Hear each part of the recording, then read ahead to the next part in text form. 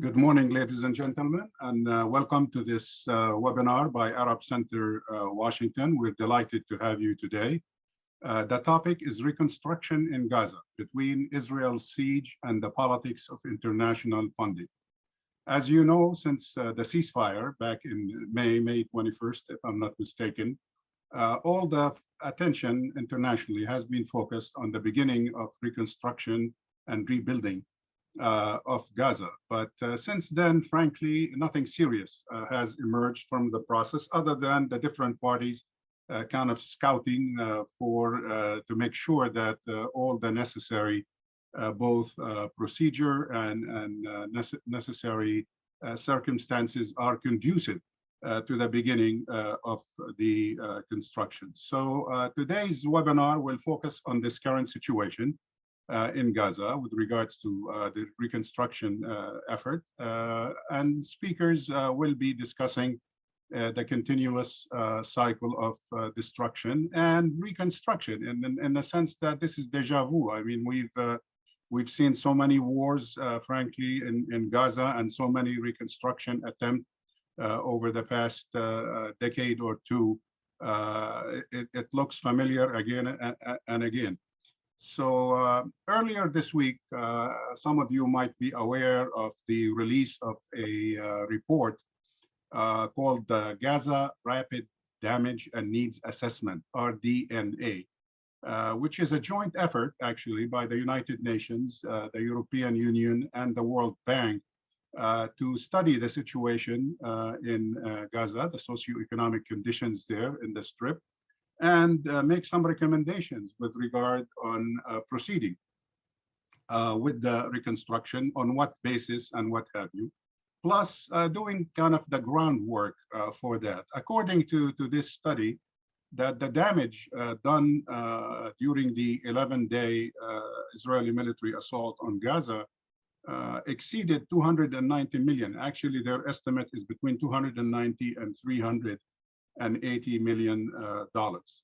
According to the report, just to kind of show you the seriousness of the situation, 62% of Gaza's population, which we'll be talking about in a couple of minutes, a population of 2.1 million, half of whom are under the age of 18, is suffering from food insecurity, unemployment, poverty rates hovering around more than 50%, because it was exactly at 50% prior to the clashes in May.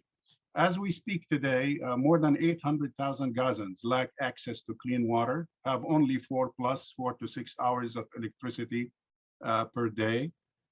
Most of the damage that has been incurred in Gaza tended to focus on kind of the 3 or 4 humanitarian concerns, that is housing, health, education, and social protection.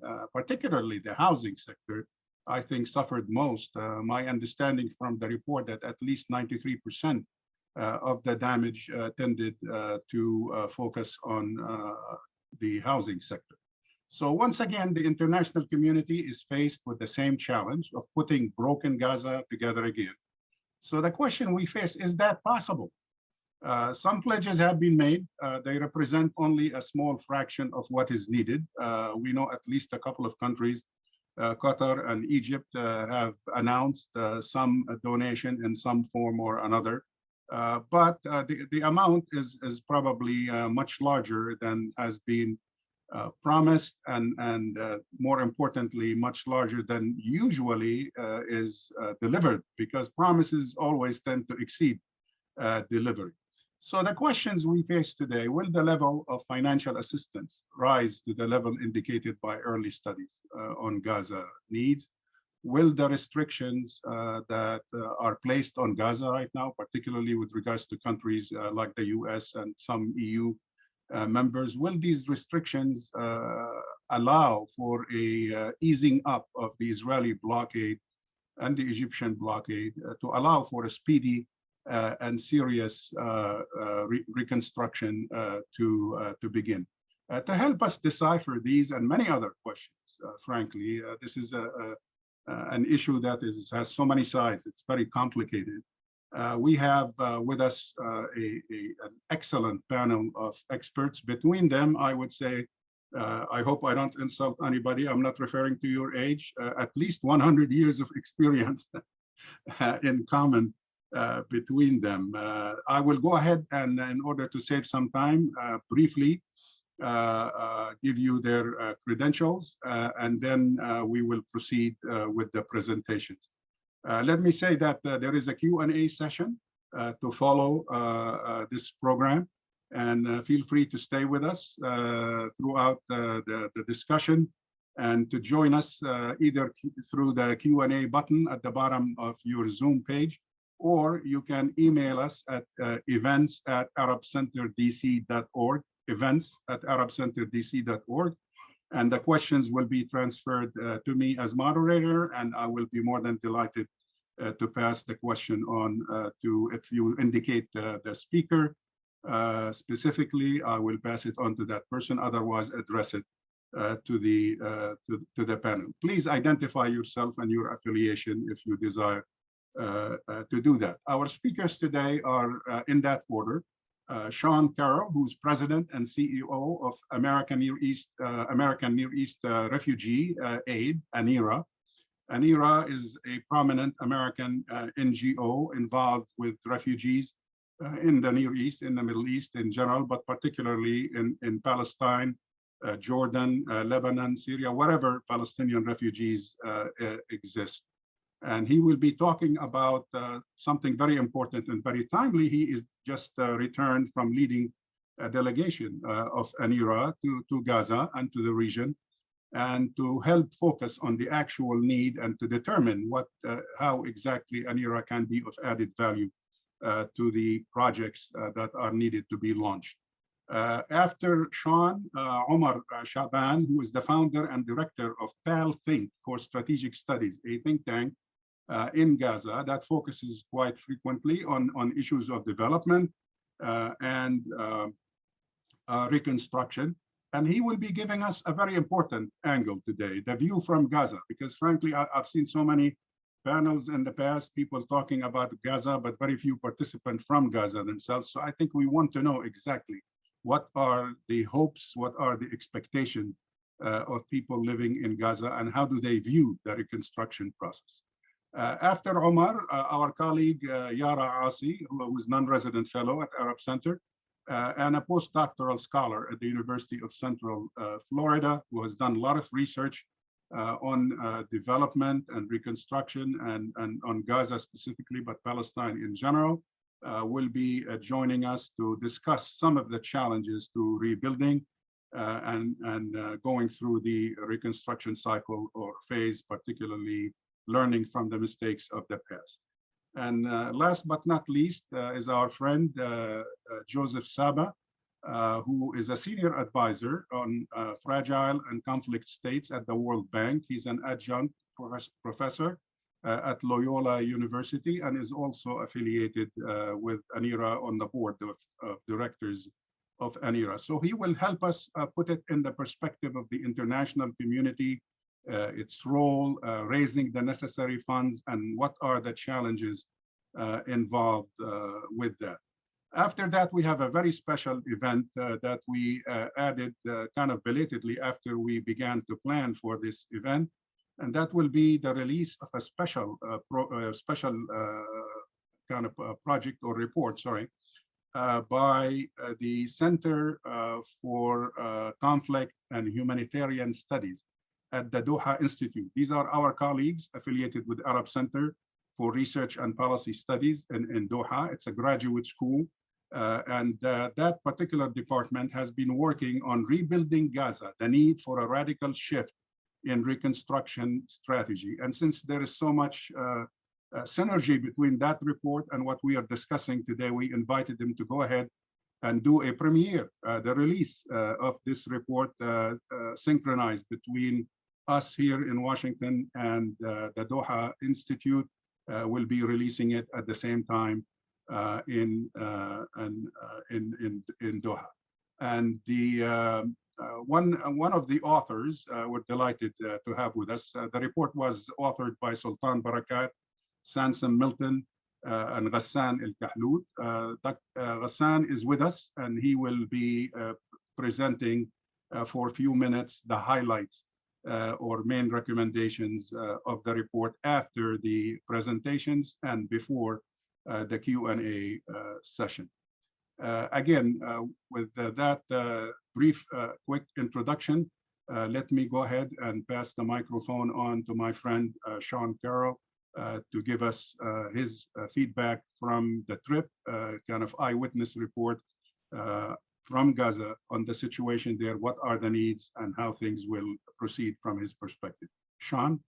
Thank you very much, Khalil, and thank you and Tamara and the Arab Center for inviting me and putting this together. And Khalil, also you are continue to be a member of Anera's International Advisory Council and a former board member. So thank you for that support. And Anera will be well represented this morning. You know, to prove your point, to validate your point that it's deja vu all over again, I took the title, the exact title of the report we'll talk about later, Rebuilding Gaza, the Need for a Radical New Strategy. And I plugged it into a search engine, and because I didn't know if it had been released yet.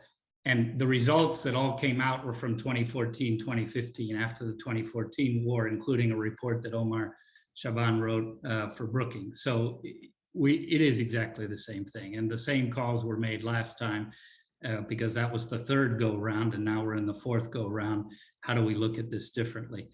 I'd like to just give you some impressions, and they are impressions. I try to visit Gaza every time I go to Palestine. The trip last month was my 7th or 8th with Anera since I joined Anera almost 4 years ago. But these are impressions. Omar lives there, and others are more expert. I went with 2 of our board members, Joe Saba, who's our chair, and Catherine Wilkins, who's a Middle East expert, knows Palestine quite well, but had never been to Gaza. And she, as you may know, is the wife of Senator Chris Van Hollen. And so it was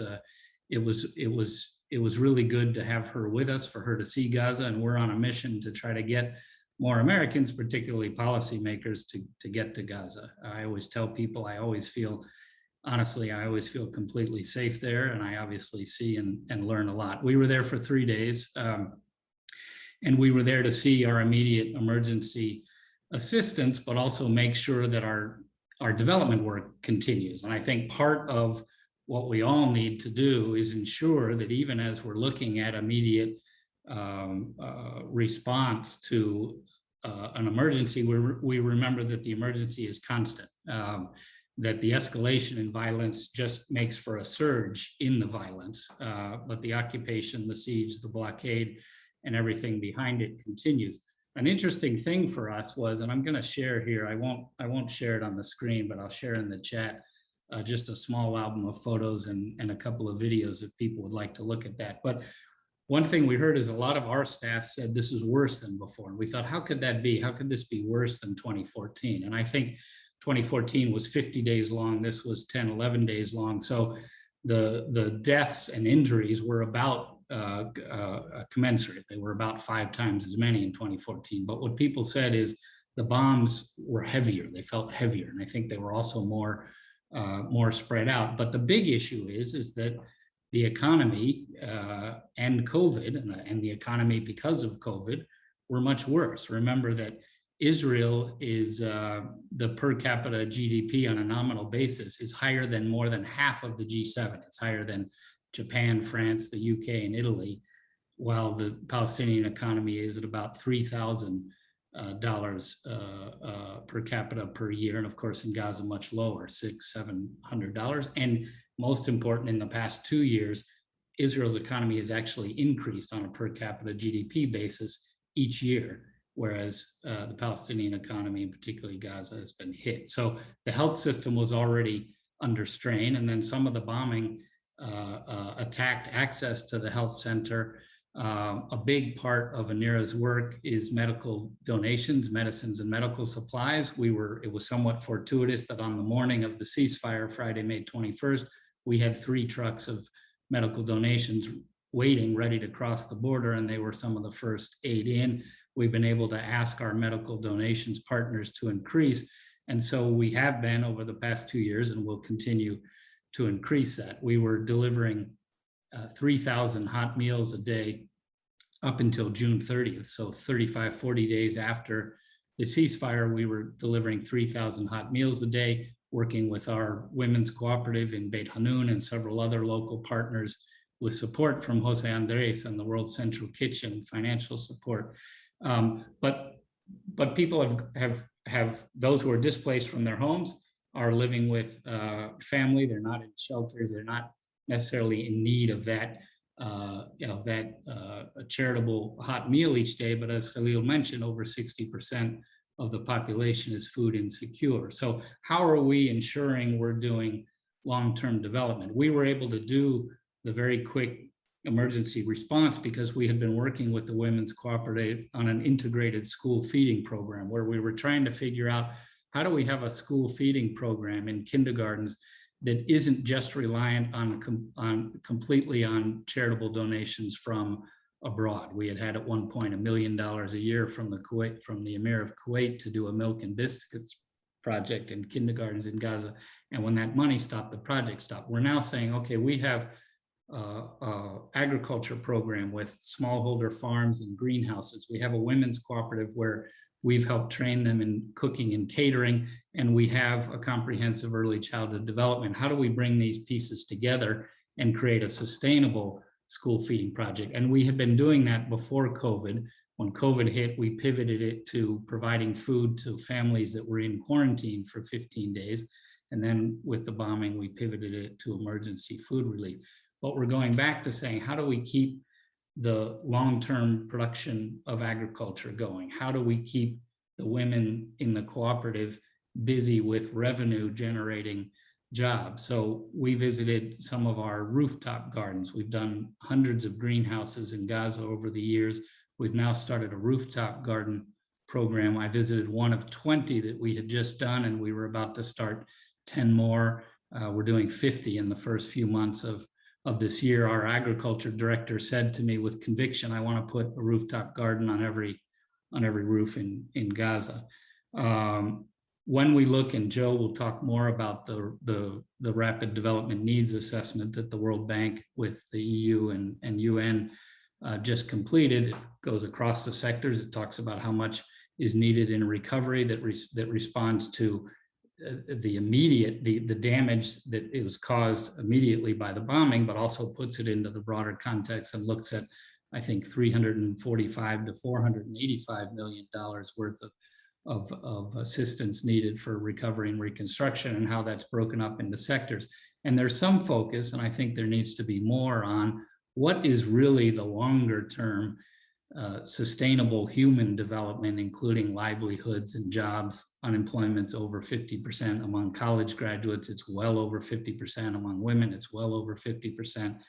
How do we do the longer term? We have a career accelerator program.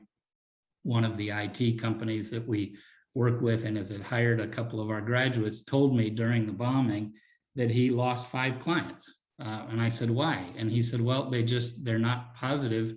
They've been happy with my work, but they're not positive I'll be able to meet the deadlines because now people are working from home and there isn't internet connectivity. So when we're beginning to see the beginnings, and fairly substantial, there are a number of IT companies in Gaza working as outsourced companies that have contracts with companies in Europe and the US. This company I'm talking about had 40 software coders working with NVIDIA in the US, and he lost 5 of his clients. So as we're looking at how do we fix the roads, rebuild the housing, rebuild the small businesses, health clinics, schools, et cetera, we really have to be looking at what is the long-term prospect for jobs and livelihoods. Last thing I'll say is on funding.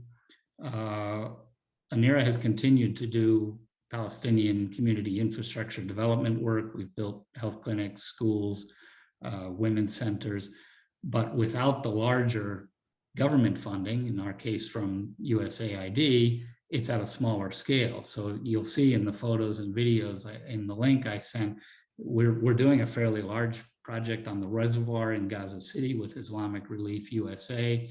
We're doing solar panel powered irrigation pumps to ensure that farms can get irrigated even when the electricity is out. I mentioned the solar roof, the rooftop gardens, which are also connected in many cases to solar, but they're at a smaller scale. And the USAID funding, when it comes back, allows us to go back to bigger scale. We have plans to do 5 projects in water and wash that will benefit 168,000 residents of Gaza. That's about 10% of the need in water and wash, but it's only a portion of the eventual funding we could get. The issue that we'll talk about in this panel is how do we get those projects up and moving at an acceptable pace? And in the years past, before the Trump administration cut funding to Palestinians, we were only able to do about $100,000 worth of programming in community infrastructure, whereas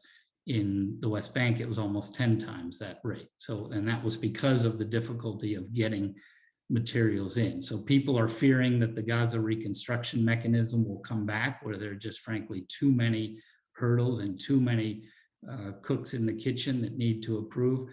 Anera proves day in and day out with all of our other funding sources how to vet, how to comply with the no contact policy, how to ensure funding gets to the right place. As people know, the US, there's more vetting of Palestinian aid and partners than in any other country in the world. There's a 60-page booklet, as Assistant Secretary Hood likes to point out, and we follow all that for all of our funding with the vetting. There needs to be some level of trust on the part of the US government, the Israeli government, that organizations like ours who are doing this work all the time and ensuring that funding goes to the right place can do it also when it's US government or other government funding. So I'll stop there and look forward to more conversation. Thank you. Thank you, Sean. Appreciate that. Appreciate your personal commitment, expertise, and definitely the hard work that Anera and its staff here in Washington and in Gaza continue to do the good work that they have done for years. Sean referred to something that's rarely discussed in these types of panels, the issue of why is it worse this time than in the past. And just to kind of give you a little hint, we've had a colleague of ours do a paper just a couple weeks back, David DeRoche, who is of military background, and did a paper on the changing nature of Israel-Hamas warfare. And that could explain, at least partially, the reason for this additional intensity than what we have witnessed in the past. And today, I was looking at an article that just came out in defense1.com talking about Israel's drone swarm over Gaza should worry everyone. And that's another change in tactics that Israel using the drone swarm technique that hasn't been used. So unfortunately, Gaza sometimes is used as a laboratory for these new military techniques and new military equipment, you know, as if they are lab rats, unfortunately. And I would like for those of you, because we have a diverse audience today, a couple of hundred of you are watching this on Zoom and on our website. And some of you I know are from military background and would like to know this particular issue. So I refer you back to these 2 papers. Again, thanks, Sean. Let's move to Omar Shaban, who will give us essentially the feedback directly from Gaza. He is again basically the founder and director of PalThink for Strategic Studies, a think tank focusing on these issues in the Gaza Strip. Omar, the floor is yours, please. First of all, good evening, good afternoon to everybody. Thank you, Dr. Khalil. Thank you for the Arab Center for giving me this opportunity. I'm very glad to be with our colleague, my colleague Joseph, Saba, and Sean, and everybody.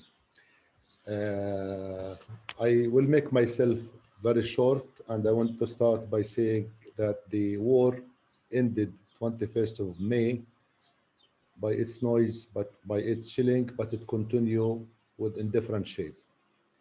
People, the audience, international community need to understand that till now the Israeli measures in Gaza are applied. The crossing are almost closed. The exit of people is already prohibited.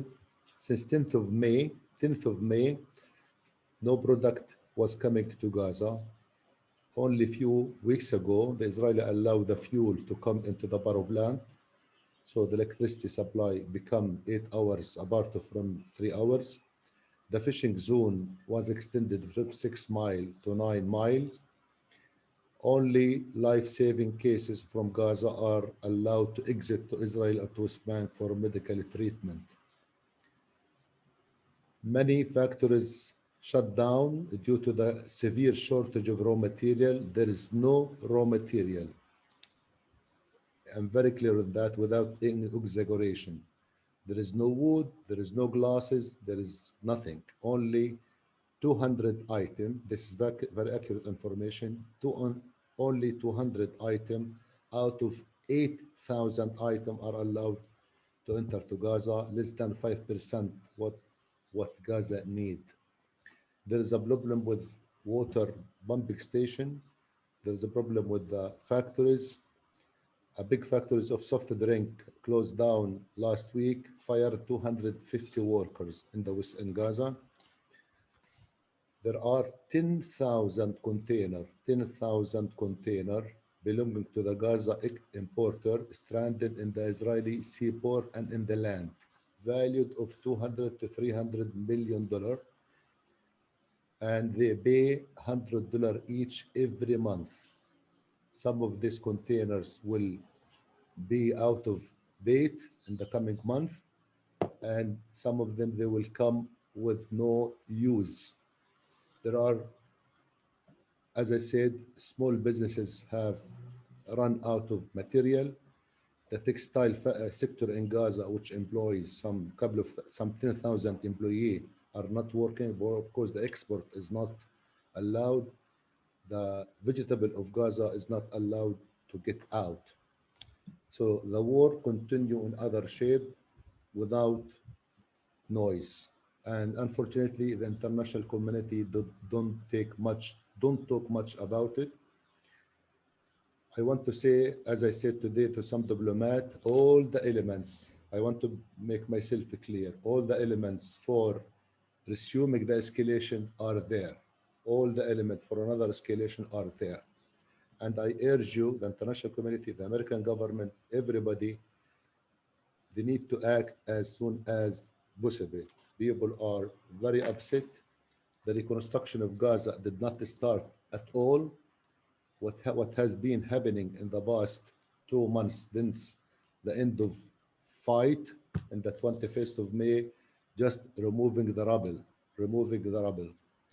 The estimated cost of the damage, the direct damage, is around $400 million.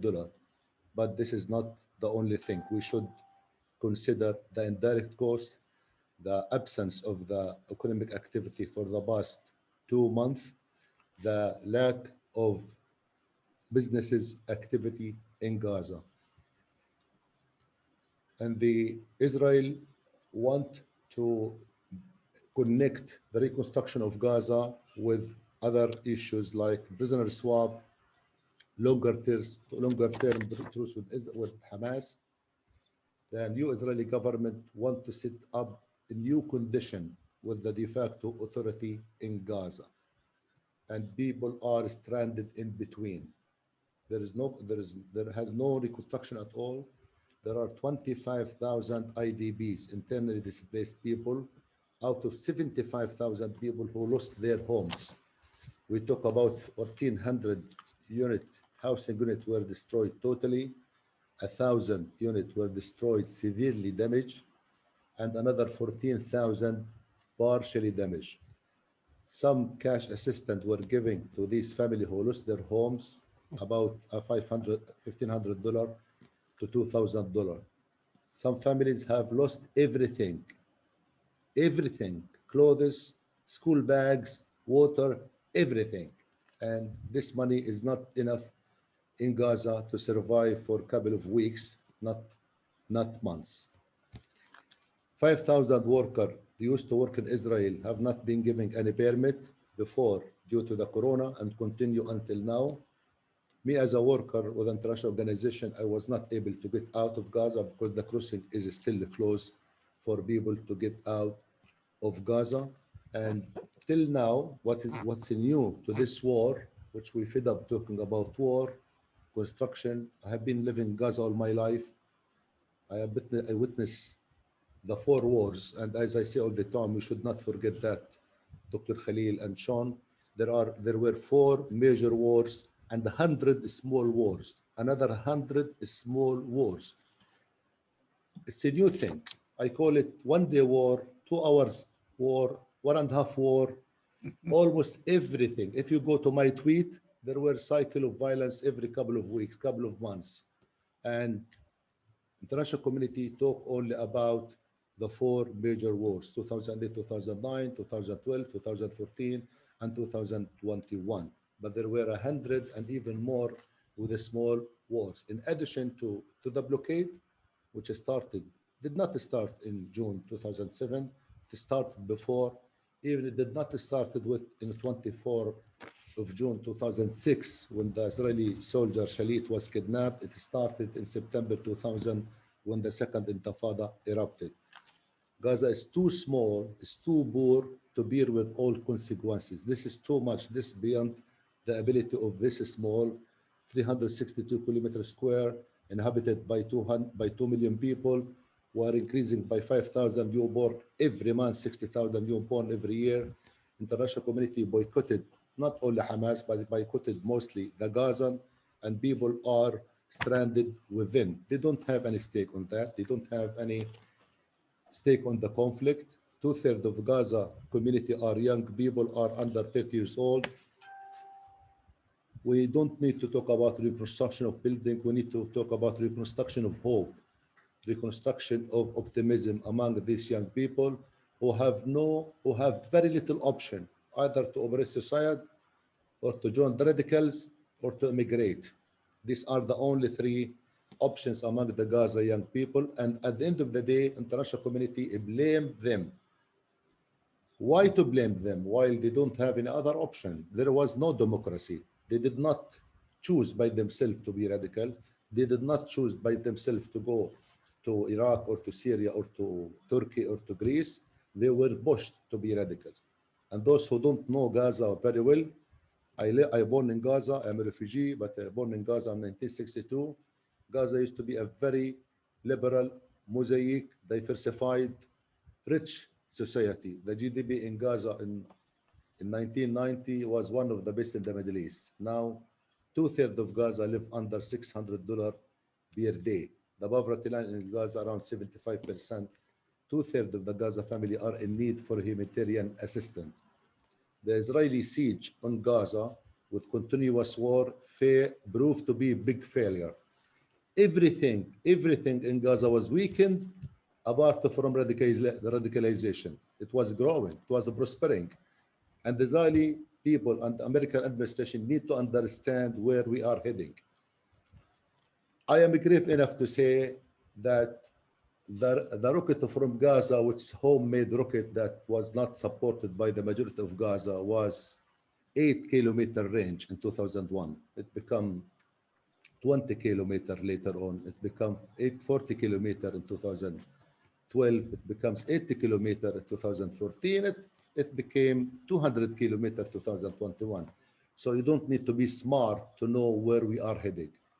We need to revisit the roots of the problem. We should break down the cycle of construction and reconstruction. Some of the projects that they were built by USAID were destroyed and reconstructed 3 times. 3 times. I told you, Sean, when you were in Gaza, and you and Joseph, there are many projects, water.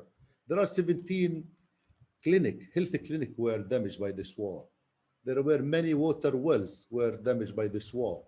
I don't know what are the relation between water wells and the clinic and the schools with what they call it terrorism or radicalization. These are pushing the people to be radicals. We need to stop and we need to look at the big picture. Gaza has been under these severe circumstances, and Gaza was pushed to be a radical society, not a radical group, a radical society. Some of them are radical intellectually. Some of them, they become radical by action. And from being radical intellectually to, to act radically, it might take time, but we are going to that direction. I'm old enough not to be radical.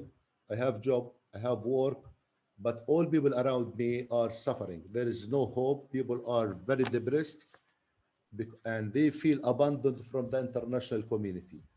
While we are talking about reconstruction of Gaza, there are tens of thousands of families who are living under air, under the sky. And our authority in Gaza and West Bank, they talk about reconstruction, who comes first, who's going to do reconstruction, while the people are watching us talking about their suffering without doing anything. A recent study by an international organization said that 90% of Gaza's children have a trauma. 90% of the Gaza have a trauma. So which kind of the future should we wait?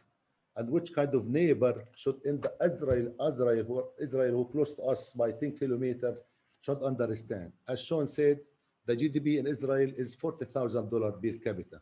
In Gaza, 600 is 1 to 50, 1 to 60, and we are very close. The Israeli policy towards Gaza, we know that it aims to separate Gaza from the Palestinian territory. This is not happening. We are Palestinian. We will never be any something else. And we should be grave. We should be aware that this policy is not good only for us, but it's not good for Israel, for the international community, for the stability and the security of all nations. International community, mainly the Joe Biden administration, should act immediately and should advise Israel what is good on them, and they should not put people on the laboratory. We are not a laboratory. And they need to understand Gaza has intellectual society. They produce so many things. We used to produce textile to Israel, to America, to Mark and Spencer. We used to export flower and carnation to Europe. Many Israelis were coming to Gaza to enjoy the beach in Gaza. There was peace, there was understanding, there was hope, even there was without any agreement. I'm a peace advocate. I want to live in peace. I love Gaza. I want to stay here. But please give us some room to stay. Give us some room to be moderate. I cannot talk about peace with my neighbors, with my children, with my young people. They don't have hope. And still there is a hope. Yesterday, in our organization, we graduated a group of, we did a course on how to start a business, We received 300 applications. We picked 20.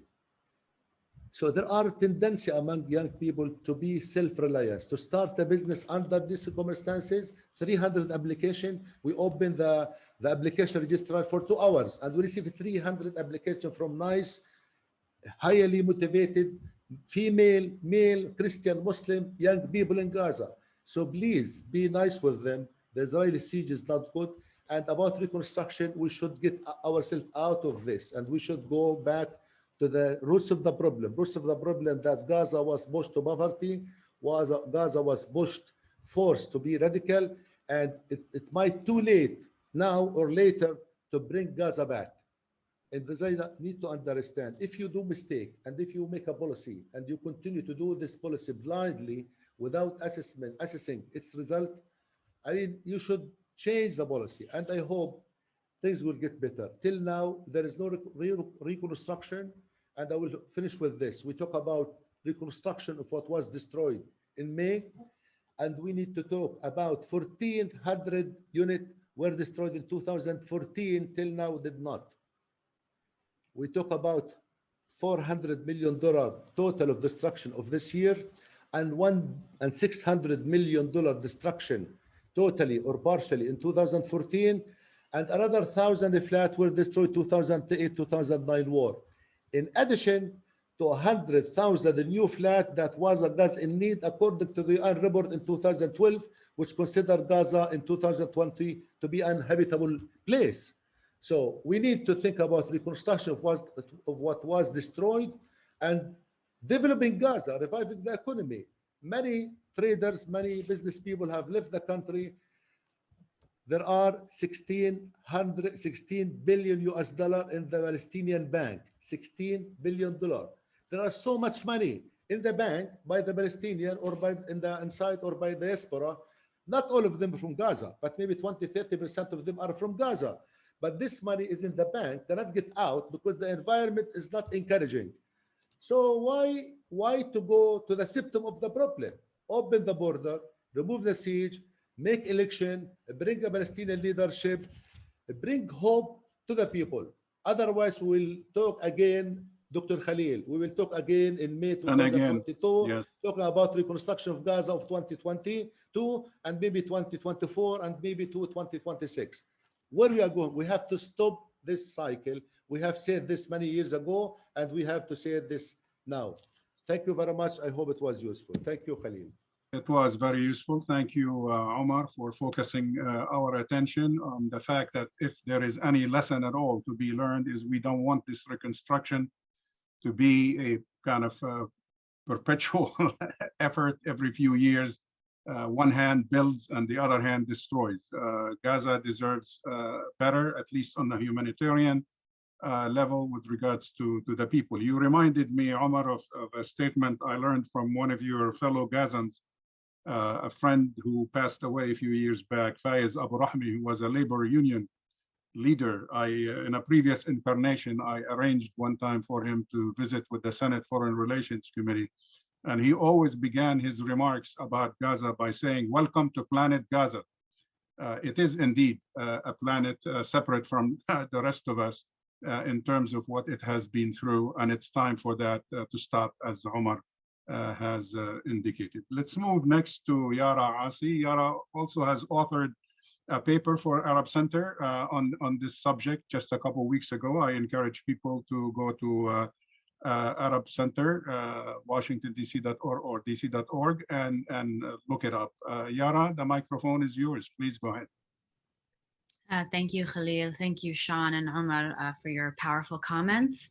Hello, everyone. I'm Dr. Yara Asi. I'm a non-resident fellow here at the Arab Center, Washington, DC. Thank you to Khalil and Tamara for inviting me here to talk about Gaza today. In my comments today, I will be focusing on the challenges to rebuilding, this deconstruction, reconstruction cycle that we've been talking about, and what are, I think, essential steps to any serious and just effort to rebuilding Gaza for what should be and what needs to be the last time. You've already heard here today, and many of you watching already know some of the biggest challenges to life in Gaza. This is a population, 2 million people, mostly refugees, half of whom are children, that are essentially barred from traveling in or out of the territory they live in, living under blockade. This has had an absolutely crushing effect on any aspect of life you can think of. I think Omar made that very clear in his comments. The economy is extremely weak. Unemployment is high, and with that comes high poverty and high food insecurity. Traumatic stress, of course, is very high due to the reality of living under not just a repressive government, but under constant threat of and past experience with bombardment, heavy bombardment, as we all saw on social media, and deprivation of basic rights and services. It is an environment that is truly unparalleled anywhere in the world. To put it in perspective, a young teenager in Gaza today has lived through 4 massive bombardments, has never had a full day of electricity, has likely never left Gaza, and even if they can make it to college and graduate, they face a 50% youth unemployment rate. And then to hear many of the world's most powerful actors justifying this treatment or remaining silent is just the peak of, I think, cynicism and dehumanization. It's especially ironic to consider that many of these same actors will contribute millions or tens of millions of dollars to help, reconstruct Gaza. So let's get into that. As Khalil mentioned in his introduction, the World Bank has estimated that reconstruction efforts, including lost economic output from just the 11 days in May require up to $500 million over the next 2 years. Housing was destroyed, farms and food facilities reported damage, tens of millions of dollars of damage. Health facilities were destroyed, including Gaza's only COVID-19 laboratory, I believe it experienced heavy damage. Many educational facilities, schools were damaged as well. These losses of vital infrastructure in what is already a developed environment requires immediate attention for reconstruction. Housing, schools, and hospitals, we know these things are not luxuries, especially in a pandemic, which is, of course, still ongoing. And this is especially the case in Gaza, where rebuilding is incredibly difficult due to the blockade. And this is what I would consider the first obstacle. This pre-existing environment in Gaza after 15 years of blockade and more, as Omar noted, and multiple rounds of bombing, where much of what was destroyed was never rebuilt. So it's not as though Gaza is returned to pre-conflict baselines after each bombing. The blockade limits everything that can enter Gaza, and this is including construction materials, lumber, pipes, wood, glass. All materials have to be coordinated with Israel and inspected at the single border crossing where Israel allows construction materials to enter. So you can, just looking at the pictures, the scale of devastation, hundreds of thousands of truckloads of goods are required to come close to a meaningful reconstruction effort, but in reality, only a fraction of that amount is actually permitted. Gaza was already poor and underserved, and with each bombing, it starts at a greater deficit. And so each reconstruction effort needs to do more just to get back to a normal that was already developed and intolerable. So even with full funding and donor support, this would take significantly longer than necessary because of the blockade. But of course, as anyone who works in humanitarian settings will tell you, there is never full funding and donor support. After the 2014 attack, there remains still to this day tens of millions of dollars in donor shortfalls from what was pledged to Gaza. Many of these shortfalls, interestingly, are from the Arab Gulf states. Some of these same states made large pledges just after this last round of violence in May. So of course that begs the question, is the money coming? There's a lot of reasons donors do this. First, of course, they have fleeting interests. They shift their priorities. Syria has taken a lot of donor prioritization, so has Yemen.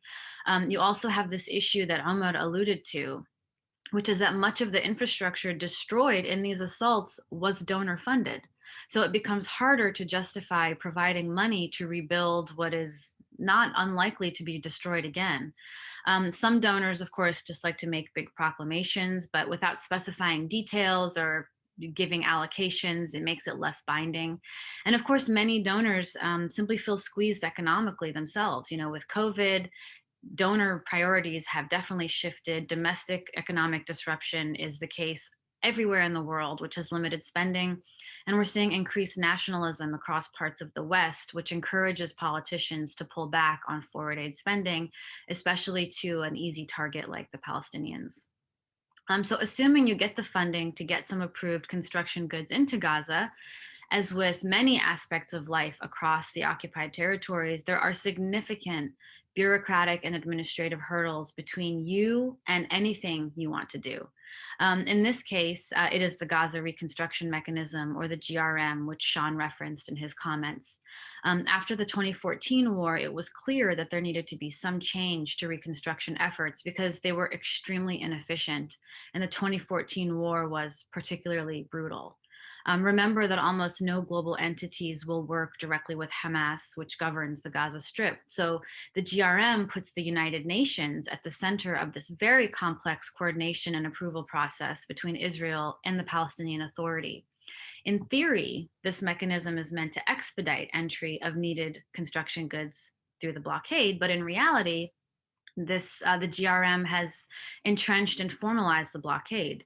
It gives Israel approval and veto power over goods and construction contractors. It permits Israel to use drones to monitor construction projects in Gaza, and it provides Israel with a database of all homeowners in Gaza that had reported damage. So like so many other restrictions on Palestinian life, the GRM was sold as being temporary and ultimately beneficial to Palestinians, but has proven it appears to be neither of those things. So it's pretty obvious that this destruction and reconstruction cycle is unacceptable. Yet, as we've mentioned, we've gone through it several times in just over a decade. Why does it persist? That is a natural question. Well, first, there is no cost to Israel, financial or otherwise, for doing so.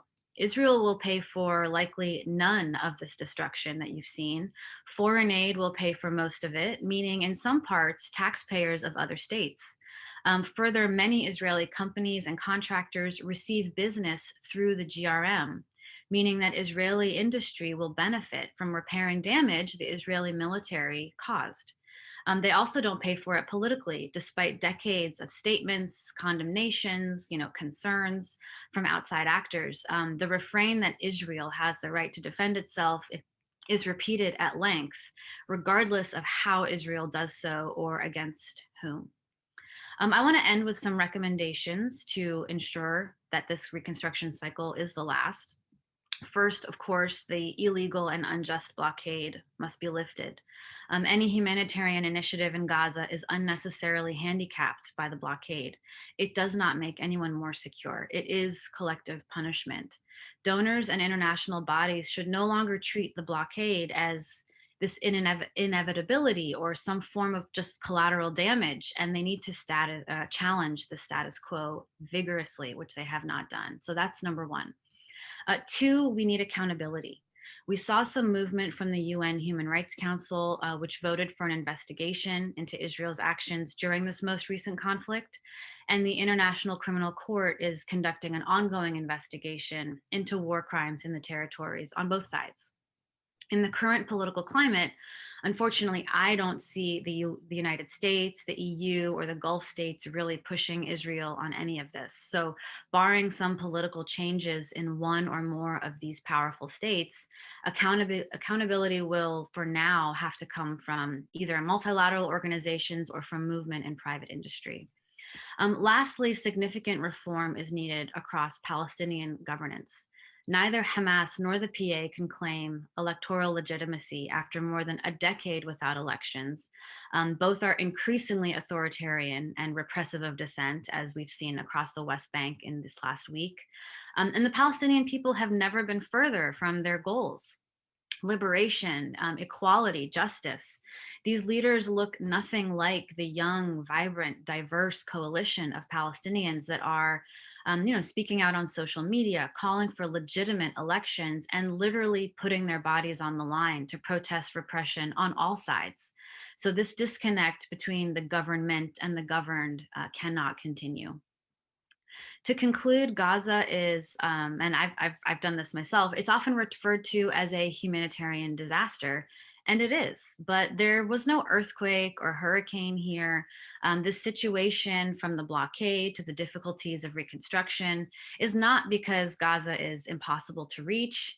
It is entirely the result of human choices and the decisions of politicians and those unwilling to hold them accountable. And it is ultimately Palestinians, and especially those in Gaza, that pay the price.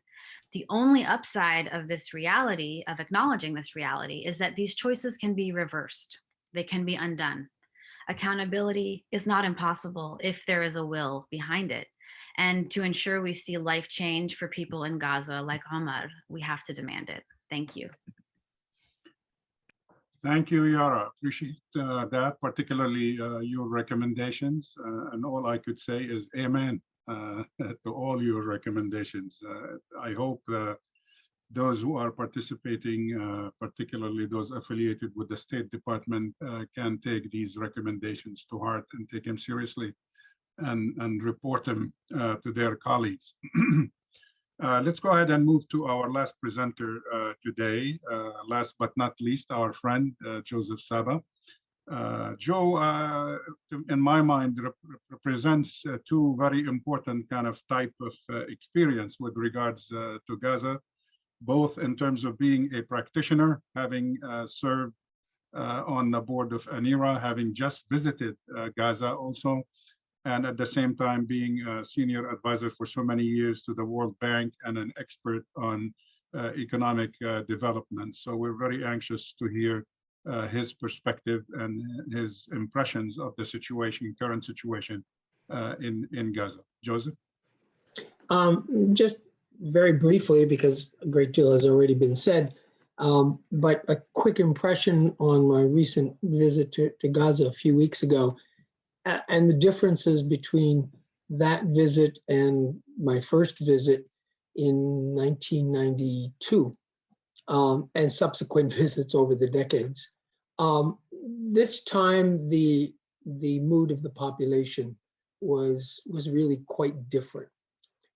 As Omar said, there have been multiple wars, multiple disasters. We know the history more or less. The difference this time, however, to me at least, was, and of course, we only had a few days and visited as much as we could. Nevertheless, from beginning and certainly to the end, the mood and was quite different. Moreover, the sense of oppression and humiliation, not only, frankly, to the Gazans, but also to those who might want to do even the most simple assistance on a humanitarian basis, has not only continued, but has increased in the sense of a lack of predictability with regard to literally every single action and motion that might be taken. So that when we come now, as I will discuss, when we look at what the donors are trying to do, this latest assessment, which I want to discuss for a few minutes, we have to return in a way to that factor. We can't talk about private sector development. We can't talk about economic development. We can't talk about generally human development and security, whether physical, economic, or social security, in the absence of a lifting of that kind of oppression and humiliation, in the absence of imparting some dignity to the population, which has been increasingly stripped from them. This I did feel, and it's somewhat of a feeling. This is not something which I can easily quantify as a lawyer or an economist, but that was my overall impression. As we began this session, I reached over to my desk, and I've heard it before. I came to this work in this document, which was September 1993, and this is called Developing the Occupied Territories, an Investment in Peace. It's the first 6-volume study of the World Bank and some other donors. I did the legal work that led me to where I am today, I suppose. I was looking at some of the phrases and comparing some of that to the latest Gaza Rapid Damage and Needs Assessment of June 2021, in which I also participated as a peer reviewer. If anything, the words are very similar. And if anything, again, the overall tone is more desperate in a sense, and certainly much, much less optimistic. With that, I will turn to what people who are making an effort and who are well motivated are trying to do.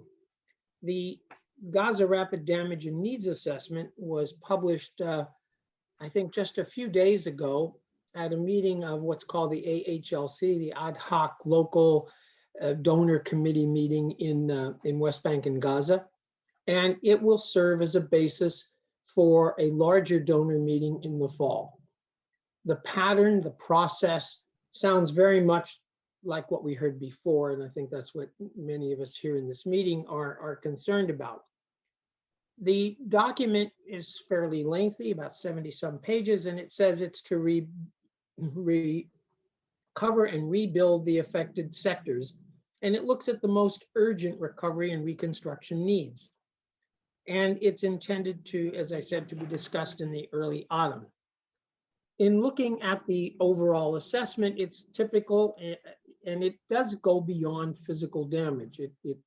I think a great deal of progress has been made in the assessments to look not only at physical needs and physical damage, but also to try to quantify as best possible environmental, social, and other types of damages caused by these cycles of violence and destruction. And so it does take a look, or try to take a look, at social impact as well as psychological impact. But those are very difficult to quantify. And in the end, it's easier to revert to a quantifiable kind of assessment of physical damages based on certain types of raids. In that sense, the needs, as they discuss them, came to a grand total of $485 million. They looked at different sectors, social sectors, housing, health, education. They looked at sector needs, including infrastructure, municipal transport, water, energy, digital infrastructure. They looked at agriculture, services, trade, industry, financial sector, and governance and environment. They looked at very short-term needs, and the needs assessment goes out only for a period of 24 months. And they broke down that 485 million into what's required in the immediate term and what's required over the period of time. And they point out carefully in the forward and in the executive summary that this is only for essential reconstruction needs. Moving on though, and looking at productive and financial sectors and looking at livelihoods, the report says it works towards a durable cessation of hostilities to enable the recovery of private sector and the economy in Gaza, including through an increase in permitted traders and workers and the export of goods from Gaza, as well as the extension of the fishing zone. Almost word for word from what we wrote 28 years ago. I tried to compare the language. It's almost a cut and paste. And I'm sorry to say that because I participated in cutting and pasting more than once. So I take some blame for that. But it is tragic, and it does emphasize what Yara tried to point out. The second goal, enhance the entry and exit of commercial goods. And it says government of Israel, PA, and international community, because the assessment, and we should be careful, cannot take responsibility for causing these political events. The assessment was conducted primarily by the bank, but it was also conducted by the EU and the United Nations. But the conduct of that assessment does not look to the political issues. And it says so explicitly in the last paragraph, said lasting progress will not be possible without addressing the significant structural drivers of the conflict, development reversals, and humanitarian needs, which of course is a nice way of saying we can't solve the political problems. And I'd like to finish with this. I'll take any questions online or offline, because the report's quite large, and I recommend that you take a look at it. It emphasizes resilience. It looks at trying to help the population at least continue and try to preserve and enhance human development. There are many positive aspects in this assessment, and there are donors and legions of aid workers who have dedicated decades to the betterment of the lives of people in Gaza. So I don't want to be overly critical of the report. We have to take it for what it is. But I'd like to finish casting a longer view from the beginning in 1993 to this report of 2021. In all cases, the donors, as Yara pointed out, have an agenda, they have a process. But in all the documents I've seen that look at the donors, the mobilization of funds, allocation, the actual distribution, they have all avoided from day one the hardest political decisions. The avoidance of these hard political decisions, and they are hard, and they are multifaceted, multi-sided, and they involve the things all of you have already discussed. But the avoidance of those critical factors, and if we look at that first report, it says it avoided Jerusalem, it avoided settlements, it avoided issues of return. It really did not speak to a clear, predictable method for the movement of people and goods. And it basically deferred all of that to political discussions under a larger term called security. Without confronting the reality of those factors, we continue to be doomed to yet another cycle. If I can, I'm going to try to put up something that Omar and I worked on and presented to the European Union in 2015. See if this works. Does this work?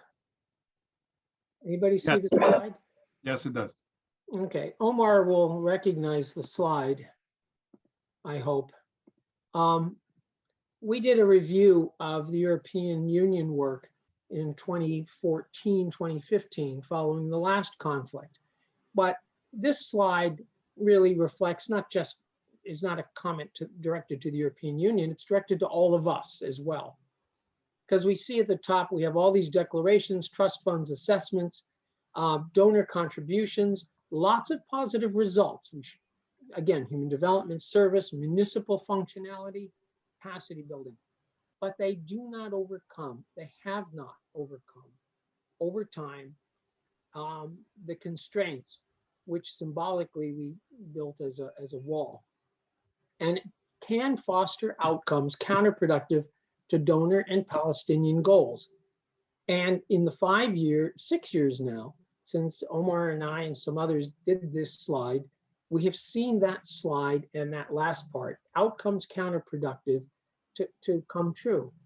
I suppose to those who can influence the larger agenda, we need to put that slide up again and again when we keep mobilizing funds and repeating the cycle.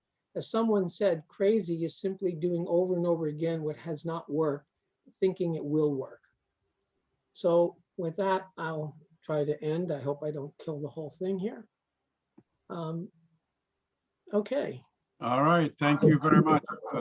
Particularly your last point, it's very difficult to be optimistic about engaging in an effort that hasn't worked in the past, and that seems to be destined to continue to ignore the political aspect of a problem that is essentially political.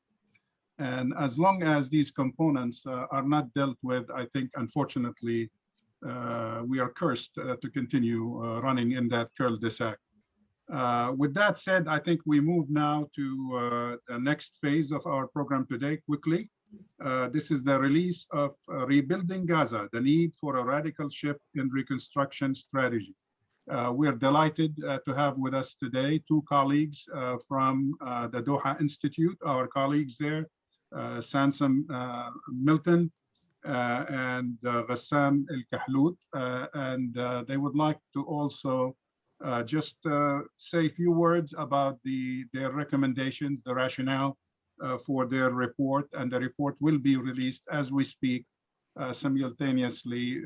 It will be on our website for those of you who would like to download a copy of it, and it will be also on the CHS, the Conflict and Humanitarian Studies Center in Doha. Ghassan, the microphone is yours. Please go ahead.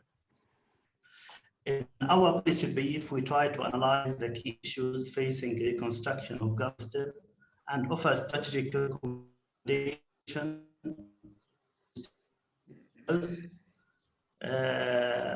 or focusing on four major points.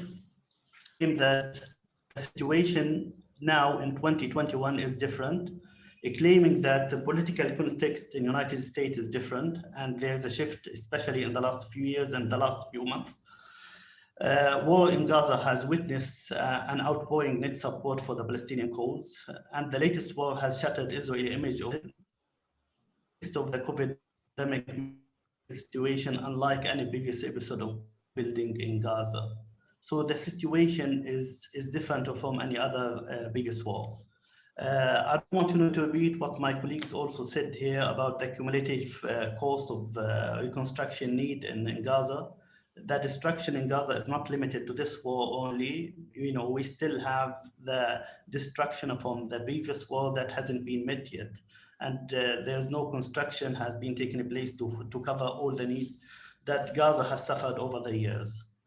And lesson, the third point that we want to mention in our paper, it is on the lesson learned from the 3 rounds of rebuilding from the previous wars. We can see that the Gaza reconstruction mechanism, as also has been said by my colleague, that has institutionalized the blockade and hampered attempt of rebuilding. It shows bureaucracy top down and reconstruction both and before the initiating of the Gaza reconstruction mechanism showed that reconstruction has been led by outside, either by United Nations or by Israel outside, and mainly by donor countries, and no meaningful local ownership of the reconstruction process has been there. And we claim in the paper that even with all these limitations, it has failed to meet Israeli security needs. And we can see in the recent war, the Hamas has been able to rearm itself, and the performance of Hamas is much stronger, much better. And in the last section of the paper, we claim that any attempt to imposing the same formula for construction will lead to fueling the repeated cycle of destruction and rebuilding. Keeping the lid on the situation and using reconstruction to make it quiet is not the answer for anyone. Rather, bold and innovative approach are needed. And we mentioned a few recommendations that needs further discussion, and mainly it is about the protection and if we want to go for a meaningful reconstruction. In protection, we call for upholding the international community responsibility to protect the Palestinian people. We're speaking about the immediate lifting of blockade over Gaza. We're speaking also about establishing an international border control force, and also we see that there's a need to present Israel with a reparation bill for the damage that has been inflicted on Gaza over the years. And with reconstruction, we need also to think about a radical change in the way that reconstruction has been done over the years. Major point also on the no contact policy, delisting Hamas, Council for Reconstruction, society dialogue and humanitarian development nexus, and the involvement of regional actors, those who have been involved in reconstruction of Gaza over the years. And to promote the peace process again, bringing Jerusalem to the table, and major point also is to invest in the Gaza productive base and not focusing only on the humanitarian work and trying to link a humanitarian to development work in Gaza. This in very brief, I wish that I have covered the main point of the paper, and I'm so sorry for the connection. Just before the presentation, I lost the connection, by the way. I've just reconnected. So thank you so much, and I'm pleased to have any question on the policy, and you can have it online. Thank you so much, Doctor. Thank you, Ghassan. Appreciate it very much, and congratulations again on an excellent study. And I recommend, considering the fact that we asked Dr. Ghassan to move so quickly into this, he didn't pay justice to the hard work that has been done by the team, Ghassan himself, Sansom Milton, and Sultan Barakat. I would recommend that you go to our website, arabcenterdc.org, and the CHS also website, and get you a copy of that. It's an excellent read with a lot of information similar to what we have been discussed. What strikes me is the fact that a lot of the recommendations by all these reports we refer to today tend to kind of overlap. Common sense prevails, I guess. So thank you very much. Let's spend the rest of the balance of our time. We have only about 15 minutes on few of the questions we received from the audience. One set of questions pertain to, by the way, unfortunately, I cannot read or direct attention to questions I've received in different mechanisms because I'm limited to Zoom at this time. So I will just deal with the questions that came in on Zoom.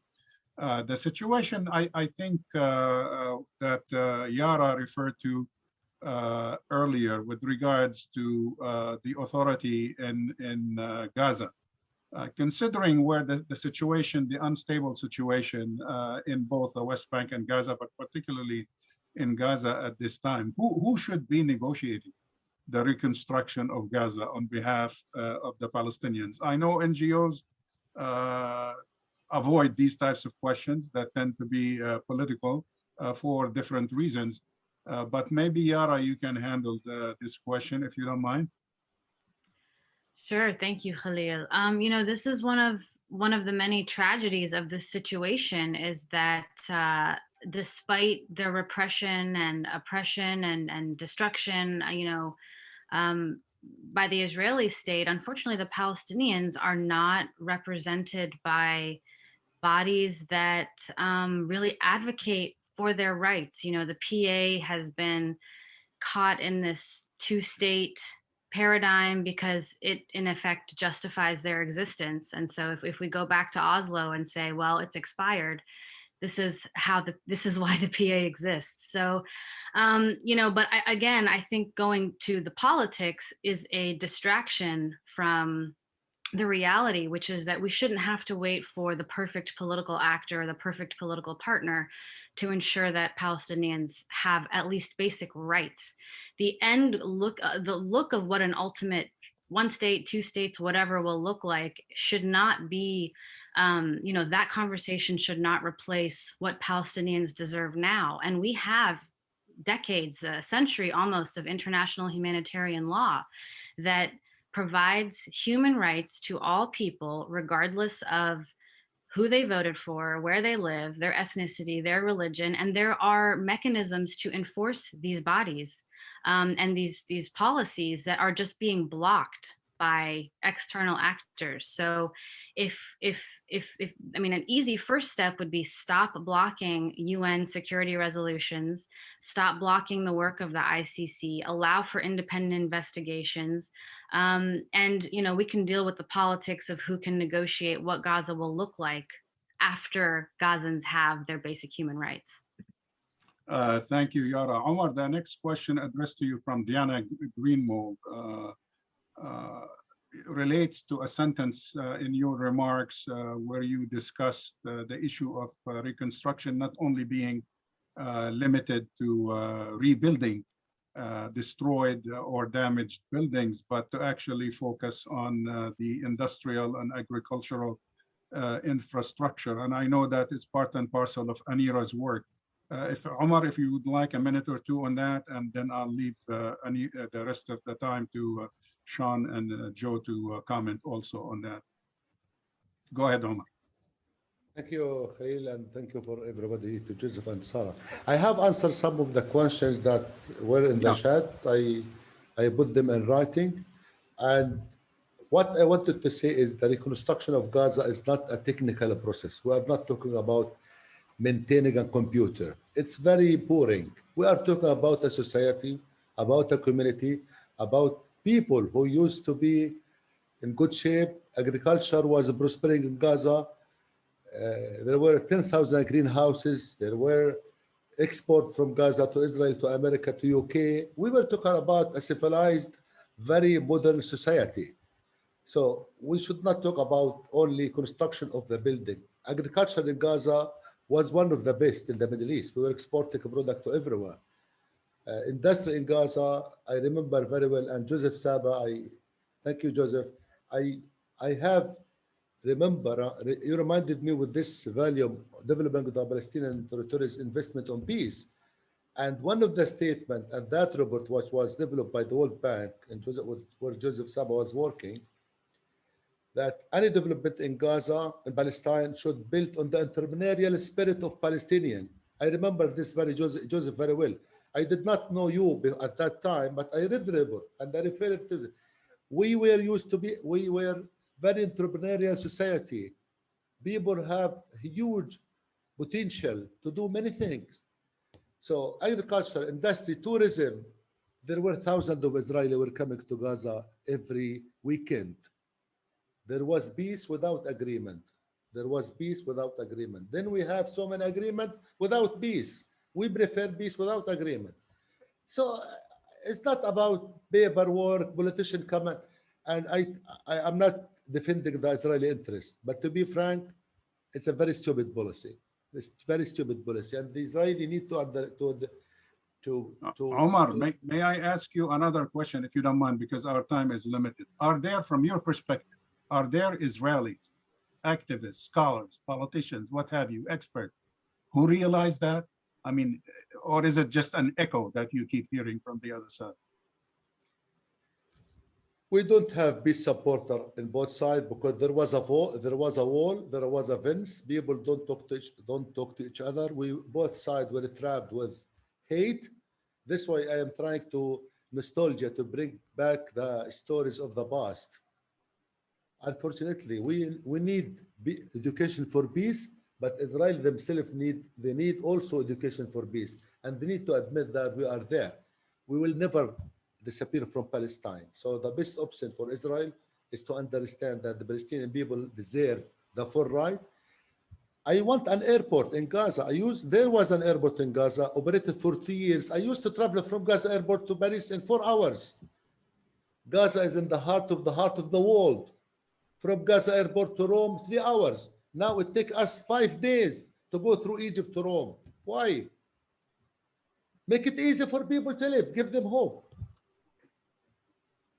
Sean, I see you're anxious to add a couple of words there. I'll just tell a couple of quick stories and then I have to Please. jump off because Anera is hosting a webinar. But 2 stories. One, when I first came back to Palestine with Anera, I connected with an old friend in Israel who had worked for Yossi Beilin, and I got to know him immediately after the Oslo Accords in Ramallah. He was working with Palestinians.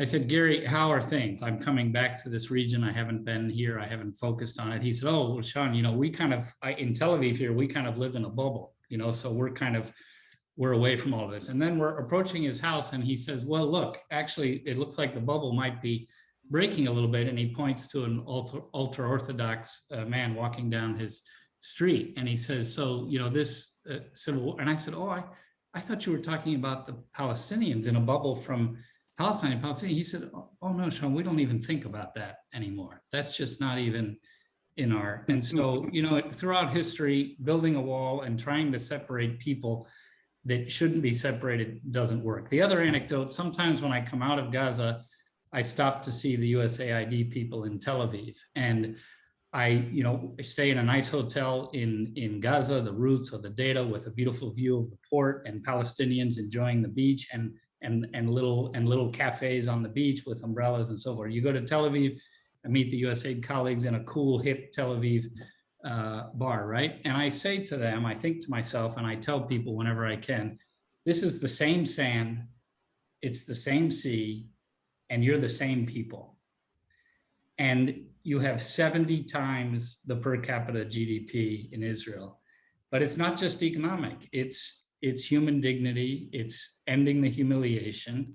And so if you have a complete blockade and a siege on people and their lives and their goods and their services and their opportunities, that can't be good for anyone.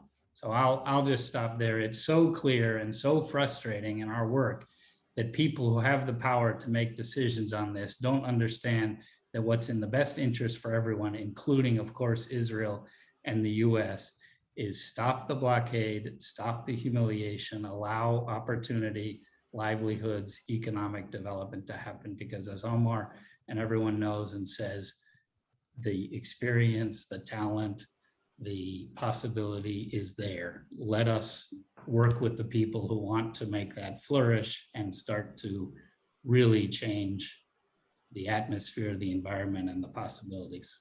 Thanks so much for having me. Thank you, Sean. Appreciate it. Good luck with part 2 as you shift gears to the other event. Thanks a lot. Let's end with Joe. Joe, with regards to the idea of reparations was mentioned by a couple of our audience, people in the audience. Can Israel be asked to pay reparations, or is this a far-fetched notion in the context of what you've been observing for many years? Well, I guess I can tell a story too that addresses the point. Sure. Several years ago, I was at a lunch, and it was hosted entirely by Israelis, officials, and members of academia, and they were genuinely searching for ways to find a different route to work with Palestinians to live together and to assist the donors in their activities to reach the goals that Sean mentioned. And we had long discussions about this. And someone at that meal said, well, one of the issues concerning human dignity and human rights is a recognition of what happened in the Nakba, and some either restitution or some kind of word reparations was not used, but the concept was it would be recognized and people would be given a menu of options, not necessarily in all cases a return to what is now Israel, but there would be some options given and Israel would participate in them. I didn't say anything, but I watched the table. Someone who was and remains a strong advocate of cooperation between the two sides stood up from the table and said, but that would mean that the original founding was wrong. And I did respond. I said, no, that's not what it means. That was a strong view. And I think we have to recognize on the Israeli side, what that view is. This gentleman has a strong view toward cooperation, and yet he had a strong view that to use the word reparation implies that there was an injustice in the founding of the state. That's very difficult for many Israelis to accept. And I think that perspective, when we talk about resolving the political issues, needs to be taken into account. We don't have to necessarily agree or like it, but I think that is also something that has to be taken into account. One other issue on the other side that needs to be taken into account is that word accountability. If you look at what we designed from the beginning with Oslo until now, who is, we talk in America about taxation and representation, but where did the money come from the PA or however? Came from VAT. Who collects the VAT? And therefore, who is accountable to whom on that? And the second other piece of the money is the donors. So who's accountable to the donors?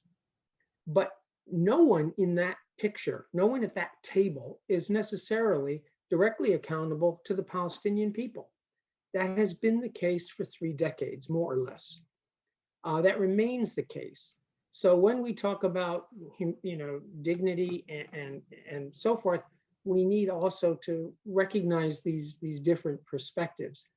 I think that would genuinely help. I do think on the optimistic side, and to finish, because I didn't want to be too pessimistic, there are many people out there on both sides who are still willing to work.